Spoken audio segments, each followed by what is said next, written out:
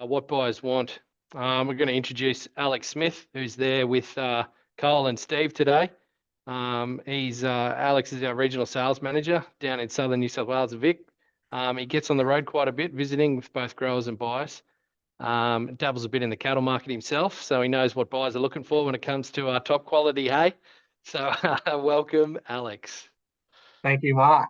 As Mark said, my name's Alex Smith. I'm based out of Holbrook in the southeast parts of the Riverina, just below Wagga, and echoing Cole and Harry's statements, that's probably where the season cut off, around that Wagga spot, although we have had some rain lately and just waiting for that spring growth to kick in. But today I'll be talking a little bit about what the buyers want and just running through a few points on that.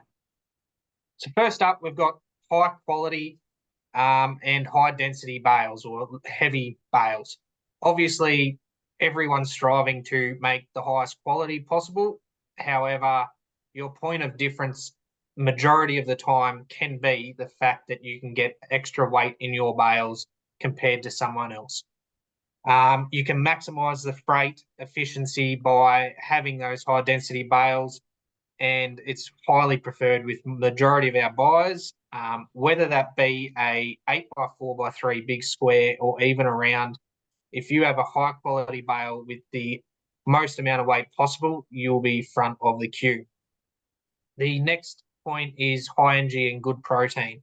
So baling or cutting, I should say, when it's immature is key. The higher the crude protein and ME is the best possible case for most buyers. So cutting early and having all those conditions line up, it will give you the best feed test possible. Consistency in colour with minimal weather damage. I know we can't really control the weather, but looking forward to forecasts and trying to find a window to get your product in and cut, and whether it be an oat or a vetch or a barley, wheat, lucerne, a nice green leaf and a nice green product will give you a really good visual grade along with your feed test, and it'll put it front of queue. Consistency across the bales, a little bit to Rob's point earlier. If you have a paddock where there's variability from one end to the other, or a paddock where a boom spray mightn't have got to the corner, having the ability to recognise that, separate those lots, it will give the best representation of that quality certificate, load by load, from the start of your contract through to the very end. And it will also be representative of the feed test. Shedded products are very high on a buyer's demand list. Access to product 365 days of the year, having drainage, the ability to load it efficiently, have your loads coming in and out on time when the buyer needs it. It will certainly put you to the front of the queue, whether the sales team or the web sales have an inquiry on some product. As we move through to the next slide, I'm just going to show you a little bit about what an FCAA product or an FCA product looks like. So as we go out and do a visual assessment, your product will be graded through a variety of questions, which Steve will take you through later on.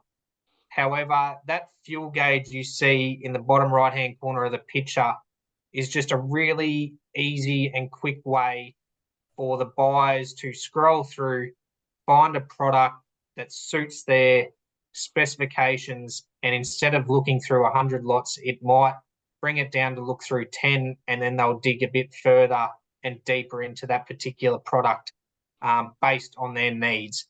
As you can see, they're all full of colour, their protein and their energy are as high as possible, and it's just a product that would suit the majority of buyers' needs. On to the next slide, you'll see an FCA. Now, this is probably where you need to take particular attention to the fuel gauge.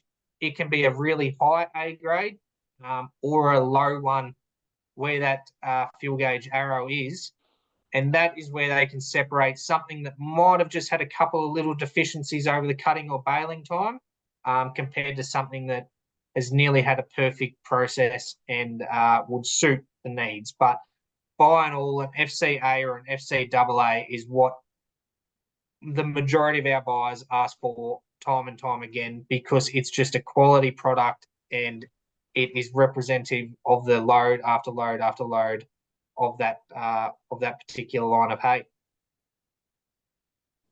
Excellent. Anyway, I think that's it for me. Thanks, Thank Alex. you. Dave, you're back on again, mate. We are Thanks talking very bale weight. much. Thanks, Mark. Hey, look, I just thought it was interesting just to look at the effect of bale weights over a particular job if we're looking for like products. And I just think this was a simple way to talk about it. So if we were to look at two lines of hay being identical, just with different bale weights, so same feed test, same location, the whole deal. If my average bale weight was 500 kgs and I was asking $350 a tonne ex-farm for it, if we just talk about a B double at the moment with 30 tonne load over 500 k's, you can see the delivered price there of 467 over 500 k's and 1,000 k's at 583. Why heavier bales move first is because of these numbers on the right hand side. So the same quality hay in the same location, bale weight to 650 kilos, a higher ex-farm price of another $25 or $375, get another 9 tonne on the truck. When we look at over 500k distance, it's about the same. It's slightly less for the buyer. He saves a couple of bucks a tonne, but the grower makes an extra $25 a tonne. And over the longer distances, if we get out to 1,000 kilometres, well, there's 25 bucks additionally for the grower, and there's a saving of roughly $30 from the buyer. So when we're looking at bale weights, it is incredibly important to maximise that to the best of our ability, because it's a win-win for both sides, buyer and seller, and I don't know who does not want to play in that space. So interesting exercise. The other one that's not in there, but the obvious effect of having higher bale weights is it just gives you greater storage capacity. The heavier the bales are, the more tons you fit in your shed. So win-win for everybody with higher bale weights. Thanks, Mark. Thank you, Dave.